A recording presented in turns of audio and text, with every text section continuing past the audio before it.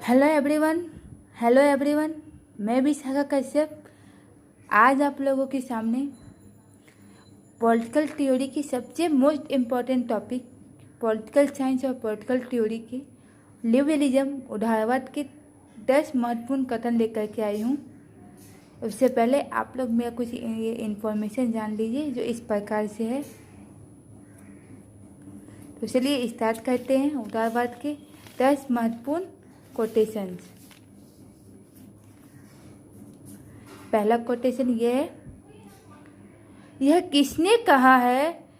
उदारवाद व्यक्तिगत स्वतंत्रता, न्यायिक सुरक्षा तथा संवैधानिक राज का सिद्धांत तथा व्यवहार है। यह किसने कहा है? उदारवाद व्यक्तिगत स्वतंत्रता, न्यायिक सुरक्षा तथा संवैधानिक राज का सिद्धांत तथा व्यवहार है। तो इसका आंसर हो जाएगा सार्टोरी ने कहा है। किसने कहा है? सार्टोरी ने। क्या कहा है? उदारवाद व्यक्तिगत स्वतंत्रता, न्यायिक सुरक्षा तथा संवैधानिक राज का सिद्धांत तथा व्यवहार है। तो इसका सही आंसर हो जाएगा सार्टोरी। नेक्स्ट क्वेश्चन नंबर 2, यह किसने कहा है? स्वतंत्रता उदारवाद का मूल तत्व है। किसने कहा है? स्वतंत्रता उदारवाद का मूल तत्व है।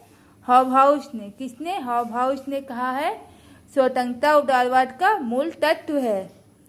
तो चलिए नेक्स्ट क्वेश्चन नंबर 3, यह किसने कहा है कि उदारवाद की सबसे बड़ी विशेषता राजनीतिक स्वतंत्रता है? उदारवाद की सबसे बड़ी विशेषता राजनीतिक स्वतंत्रता है, जो व्यक्तियों को राज्य के कार्यों में सक्रिय रूप से भाग लेने का अवसर प्रदान करती है। जो व्यक्तियों को राज्य के कार्यों में सक्रिय रूप से भाग लेने का अवसर प्रदान करती है। किसने कहा है? हॉबहाउस ने। क्या कहा है हॉबहाउस ने? उदारवाद की सबसे बड़ी विशेषता राजनीतिक स्वतंत्रता है। उदारवाद की सबसे बड़ी विशेषता राजनीतिक स्वतंत्रता, जैसे हॉबहाउस ने कहे हैं। उदारवाद की सबसे बड़ी विशेषता राजनीतिक स्वतंत्रता है, जो व्यक्तियों को राज्य के कार्यों में सक्रिय रूप से भाग लेने का अवसर प्रदान करती है। तो इसका सही आंसर हॉबहाउस हो जाएगा। नेक्स्ट क्वेश्चन नंबर 4, यह किसने कहा है कि हॉब्स और डेरेनड्रॉप के द्वारा सामरिक समझौते के आधार पर राजनीतिक संघ के निर्माण की पद्धति शासकीय सत्ता की असीमता का प्रतिपादन करने के लिए अपनाई गई है, लेकिन लॉक इस पद्धति के आधार पर शासकीय सत्ता को सीमित करने में ही प्रयत्नशील रहा है। किसने कहा है कि हॉब्स और डेरेनड्रॉप के द्वारा सामाजिक समझौते के आधार पर राजनीतिक संघ के निर्माण की पद्धति शासकीय सत्ता की असीमिता का प्रतिपादन करने के लिए अपनाई गई है, लेकिन लॉक इस पद्धति के आधार पर शासकीय सत्ता को सीमित करने में ही प्रयत्नशील रहा है। प्रोफेसर धनिंग के द्वारा ये कथन कहा गया है। किनके द्वारा?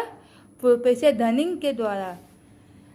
आइए आगे बढ़ते हैं। नेक्स्ट क्वेश्चन नंबर 5 में, यह किसने कहा है कि उदारवाद का संबंध इस धारणा से है कि समाज का निर्माण व्यक्ति की स्वनिर्देशित शक्ति के आधार पर कुशलतापूर्वक किया जा सकता है। उदारवाद का संबंध इस धारणा से है कि समाज का निर्माण व्यक्ति की स्वनिर्देशित शक्ति के आधार पर कुशलतापूर्वक किया जा सकता है और इसी नींव पर एक सच्चे समाज का निर्माण किया जा सकता है। अतः स्वतंत्रता केवल व्यक्ति का अधिकार ही नहीं है, अपितु समाज की आवश्यकता भी है। इस कथन को हॉबहाउस ने कहे हैं। किसने कहे हैं? हॉबहाउस ने। तो आगे बढ़ते हैं। नेक्स्ट क्वेश्चन नंबर 6, यह किसने कहा है कि उदारवाद ने जिस स्वतंत्रता का समर्थन किया है, उदारवाद ने जिस स्वतंत्रता का समर्थन किया है वह सर्वव्यापक नहीं थी, बल्कि व्यवहार में उन लोगों तक सीमित थी जिनके पास सुरक्षा के लिए पर्याप्त संपत्ति थी। उदारवाद ने जिस स्वतंत्रता का समर्थन किया है वह सर्वव्यापक नहीं थी, बल्कि व्यवहार में उन लोगों तक सीमित थी जिनके पास सुरक्षा के लिए पर्याप्त संपत्ति थी। लास्की ने इस कथन को कहे हैं कि उदारवाद ने जिस स्वतंत्रता का समर्थन किया है वह सर्वव्यापक नहीं थी, बल्कि व्यवहार में उन लोगों तक सीमित थी जिनके पास सुरक्षा के लिए पर्याप्त संपत्ति थी। लास्की ने इस कथन को कहे हैं। इसका सही आंसर लास्की हो जाएगा।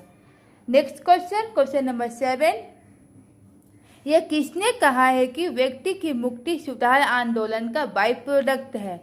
व्यक्ति की मुक्ति सुधार आंदोलन का बाई प्रोडक्ट है। लास्की ने कहा है इस कथन को जब इटली में पुनर्जागरण हो रहा था कि व्यक्ति की मुक्ति सुधार आंदोलन का बाई प्रोडक्ट है। लास्की ने कहे हैं जब इटली में पुनर्जागरण हो रहा था। नेक्स्ट क्वेश्चन नंबर 8, यह किसने कहा है कि हर आदमी का स्वामी होता था और व्यक्ति की कोई स्वतंत्र हैसियत ही नहीं थी? उदारवाद ने मध्यकाल के बंधन खात करके व्यक्ति को निकाला है। हर आदमी का स्वामी होता था और व्यक्ति की कोई स्वतंत्र हैसियत ही नहीं थी। उदारवाद ने मध्यकाल के बंधन काट करके व्यक्ति को निकाला है। हॉब्सन ने इस कथन को कहे हैं। हॉब्सन ने कहे हैं इस कथन को। सही आंसर हॉब्सन।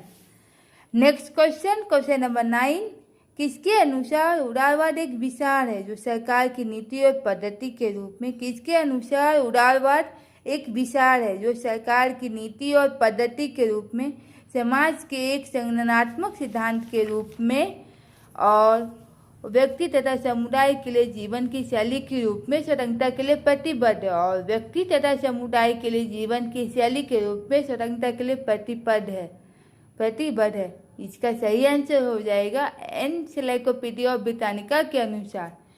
यह कथन एनसाइक्लोपीडिया ब्रिटानिका ने कहे हैं कि उदारवाद एक विचार है जो सरकार की नीति और पद्धति के रूप में, समाज के एक संगठनात्मक सिद्धांत के रूप में और व्यक्ति तथा समुदाय के लिए जीवन की शैली के रूप में स्वतंत्रता के लिए प्रतिबद्ध है। एनसाइक्लोपीडिया ब्रिटानिका इसका सही आंसर है।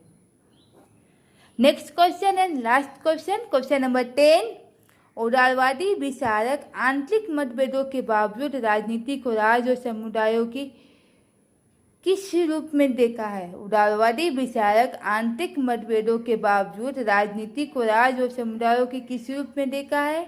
ऑप्शन ए गतिविधियों, ऑप्शन बी गतिहीन, ऑप्शन सी सर्वव्यापकता, ऑप्शन डी इनमें से कोई नहीं। इसका सही आंसर हो जाएगा ए गतिविधियों के रूप में देखा है। उदारवादी विचारक आंतरिक मतभेदों के बावजूद राजनीति को राज्य और समुदायों के किस रूप में देखा है? गतिविधियों के रूप में।